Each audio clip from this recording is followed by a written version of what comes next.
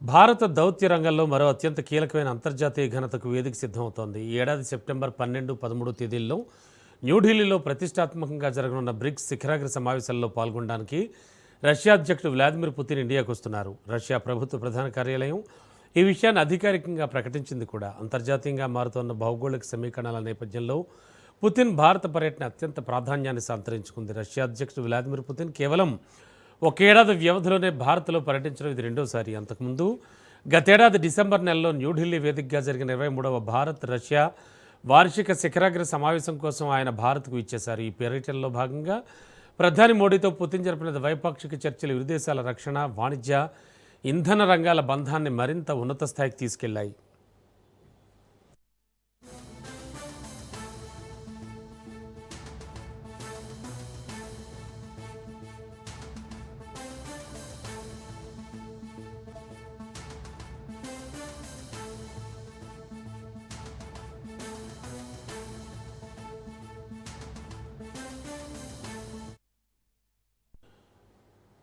ప్రస్తుత 2026 సంవత్సరానికి గాను బ్రిక్స్ కూటమి అధ్యక్ష బాధ్యతలను భారతదేశం ప్రతిష్టాత్మకంగా నిర్వహిస్తోంది. ఇదే అంశానికి సంబంధించి మరింత అదనపు సమాచారం, విశ్లేషణ అందించడానికి మా కరెస్పాండెంట్ సైదులు సిద్ధంగా ఉన్నారు. సైదులు, రష్యా అధ్యక్షుడు మరోసారి భారత పర్యటన, బ్రిక్స్ సమావేశానికి భారత్ అధ్యక్షత వహించడం, ఇవన్నీ ఎలా చూడాలి? ఎస్ రమణ, మంచి పరిణామం అని చెప్పుకోవచ్చు.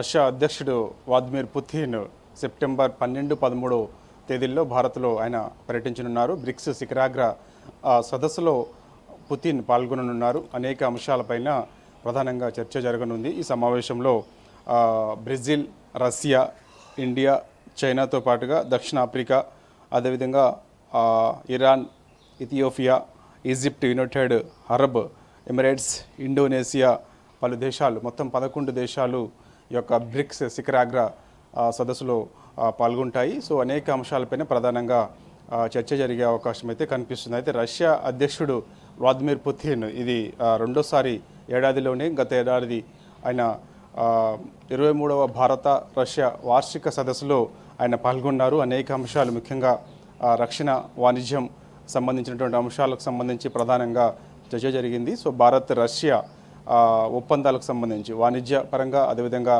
ముఖ్యంగా ముడి చమురుకు సంబంధించినటువంటి అంశాలపైన ప్రధానంగా చర్చ జరిగింది. సో వాటిపైన రెండు దేశాలు కూడా పరస్పర సహకారం ఉండేందుకు నిర్ణయాలు తీసుకోవడం జరిగింది. అయితే ఇప్పుడు రెండోసారి పుతిన్ భారత్లో పర్యటించిన ప్రాధాన్యతకు సంచరించుకుంది. సో ఈ పర్యటనలో భాగంగా ప్రస్తుతం జరుగుతున్నటువంటి పరిణామాలు, ప్రపంచవ్యాప్తంగా జరుగుతున్నటువంటి పరిణామాలు, పశ్చిమాసియాలో నెలకొన్నటువంటి పరిస్థితులు, సో వీటన్నిటిపైన ప్రధానంగా చర్చ జరిగే అవకాశం అయితే ఉంది. సో దీన్ని అధికారిక ప్రకటన కొద్దిసేపటి క్రితమే రష్యా చేసింది. సెప్టెంబర్ 12, 13 తేదీలలో బ్రిక్స్ శిఖరాగ్ర సదస్సులో రష్యా అధ్యక్షుడు పుతిన్ పాల్గొంటారని కూడా రష్యా అధికారిక ప్రకటన కొద్దిసేపటి క్రితమే చేసింది. కాబట్టి ఇక ఈ పర్యటనలో ప్రధానంగా ఇప్పుడు మనం చెప్పుకున్నట్టుగా వాణిజ్యానికి సంబంధించినటువంటి అంశాలు, సో ఇటు రక్షణ వ్యవస్థ బలోపేతం చేసుకునేటువంటి అంశాలు, సో ఇటు చేసుకునే అవసరం. ఎందుకంటే ఇప్పుడు మనం రష్యా నుంచి పెద్ద ఎత్తున ముడి చమురు కొనుగోలు చేస్తూ ఉంటాం.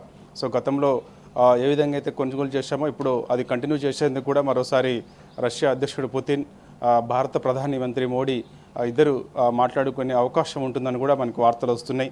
సో దాన్ని కొంత బలోపేతం చేసేందుకు కూడా ప్రధానంగా చర్చ జరిగే అవకాశం అయితే కనిపిస్తుంది. పరస్పర సహకారం, ఇటు రష్యాకి ఇండియా సహకారం ఏ విధంగా ఉంటుందో ఇండియాకి రష్యా సహకారం అలానే ఉండే అవకాశం అయితే కనిపిస్తుంది. కాబట్టి భారత్ కొన్ని అంశాలకు సంబంధించి కూడా రష్యాకు సహకారం అందించడానికి సిద్ధమవుతుంది.